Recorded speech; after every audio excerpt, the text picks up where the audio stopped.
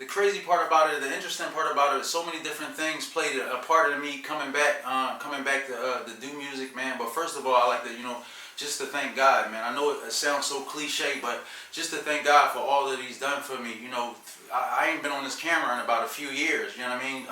Talking about music or anything like that. I did my Breaking the Cycle and all that before, but within that time period, within a few years, I've been through a lot, man.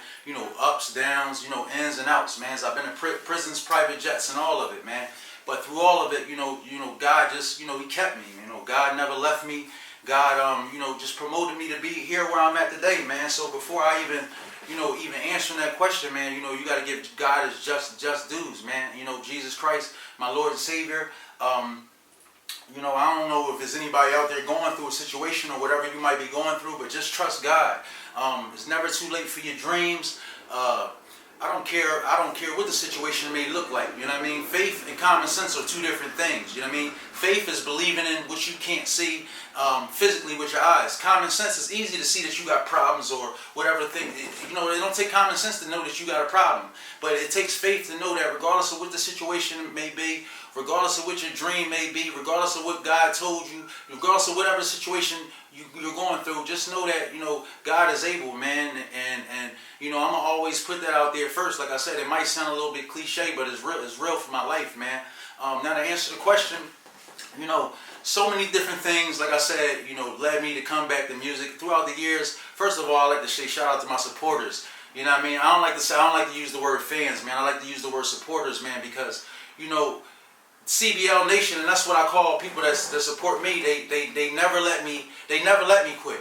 I could be in the airport, I could be in the mall with my kids. Anywhere I go, whether it's a barbershop, it would be somebody, that come over and spit one of my bars and like, yo, Fret, what's up? That's crazy that you ain't doing your thing or whatever the case may be. And, throughout the years, it was just, sometimes it was so crazy that I would try to duck people. If I would see them coming and I knew they was going to ask me something about music, I would try to avoid them. I did that, with Fab a few times. A lot of people would try to get at me, my close friends, like, what's up? Try to put me on songs, try to do certain things with me, man. But, my heart wasn't in it because, like I said, I had dove head first in my Christianity, and I didn't have no balance at the time. I thought I knew everything. I thought I knew what God wanted me to do. And, I was wrong. I was tenacious in my approach with, following God. And, I had just, I had nixed the music. Honestly, I hadn't, physically came out and told nobody I retired or I was done. But in my mind, I didn't have the hunger for it. I had the hunger to chase God or whatever the case may be. And like I said, I didn't have no balance. I was following my own path, and I thought I knew what I knew, but that wasn't the situation. Everywhere that I go, people, Fret, what's up, man? Here's something. Fret, let me get a verse. Fret, what's going on? Damn, not you, whatever the case may be. Even when I was following God, my supporters, they, whether it be Twitter, whether it be, going through somebody else's Instagram, whether it's somebody, they always asked about me. And it always, like, that's why every now and then I might drop a verse here and there, but my heart wasn't into it. So, to make a long story long, time going past, I drop a verse here, I drop a verse there, whatever the case may be.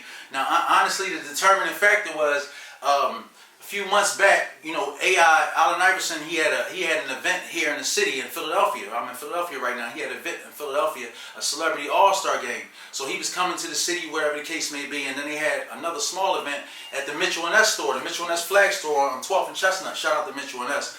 And I went down there to meet up with Fab, me and my man E Stacks, my DJ, / manager E Stacks. We went down there, just to link up with Fab. Fab had a package for me. So we go down there to the joint, whatever the case may be. Me and E Stacks slide down there. While we at the event, whatever the case may be, we see AI, obviously. We see Jadakiss, a few other people in there, whatever the case may be. They interviewing or whatever the case may be. I shake their hand or whatever the case may be. I shake Kiss' hand.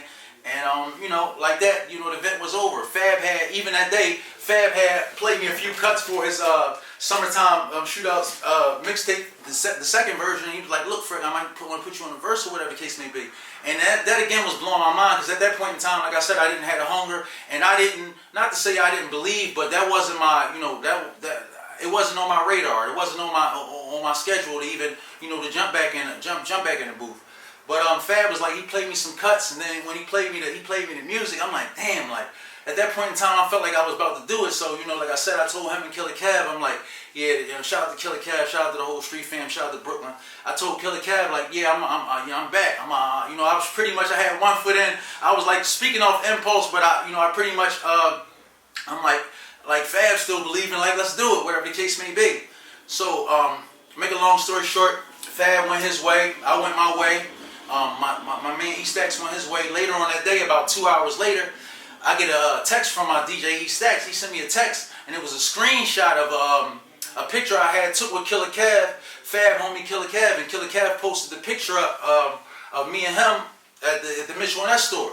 So he made the caption on the picture, like, you know what I mean, like, y'all niggas like LA, y'all Los Angeles. My nigga Freck Billy said he back.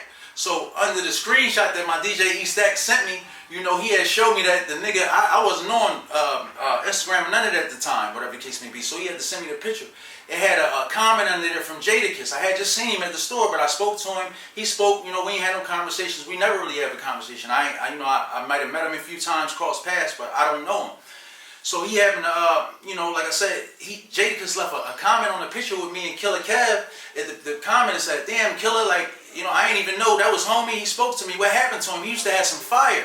So at that point in time, I'm like, damn, that's Jadakiss. You know what I mean? That's top 5 dead or alive. Like, you know, I swear by Jadakiss music. So I'm like, first of all, I didn't even know that he was a fan of my music. Second of all, obviously, I know from being on Fab tapes that he probably had to hear it. But, you know, just the highest thing that I hold at MC, like Jadakiss said, I never would have, you know, took it for granted that he heard my music and then was a fan of it. You understand what I'm saying? This nigga's hot in his own right.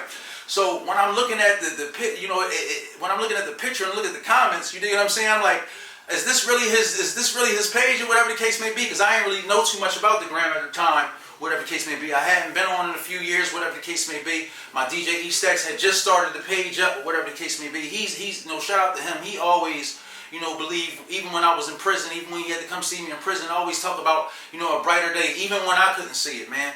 And I just had to, you know, shout him out because, you know, like I said, so many different times, artists and rappers, we get on these cameras, and, you know, people give us so much praise about our music and, you know, videos and accomplishments we having, but there's so many different people behind them cameras and so many different people that's, you know, just helping. You know what I mean? It's so many different people, and I just, you know, they go unnoticed, unrecognized, and sometimes unmentioned. So I just, you know, I appreciate everybody, man, every supporter or whatever the case may be. But back to the story. So when I see the Jadakiss had left a comment or whatever the case may be, I'm like, damn, I ain't know how to feel about it. I'm like, wow, it was just, I knew it was nothing but God. You understand what I'm saying? Because God knew that the only thing that could really, God knew what the thing was that could make me, you understand what I'm saying, get back in the booth and start doing my thing. Honestly, I didn't know if that's what God wanted, and that's why I actually gave it up or whatever the case may be. I got a story that I ain't even really going to get into now that, you know, the last time when I was locked up, last time I was getting out of jail, I had near when I was about to get paroled, I had rhymes like this, some of the hottest lines that I ever thought of. But at that point in time when I was in jail, I'm thinking that, you know, this ain't what God want me going from me no more. He want me in his Bible. He don't want me doing this stuff no more. And I actually ripped up some of the best bars. It hurt me now to my soul to think about these bars that I ripped up because they was crazy. Some of the bars that I've ever said. But, you know what I mean, I was that serious about following God. I'm like, God, whatever you want from me, you know, this is what it is. If you want me to give up music, because this is where God put me here. This platform that God gave me, and I finally realized what it's about. It obviously is about me taking care of my family, whatever the case may be, but I'm blessed to be a blessing.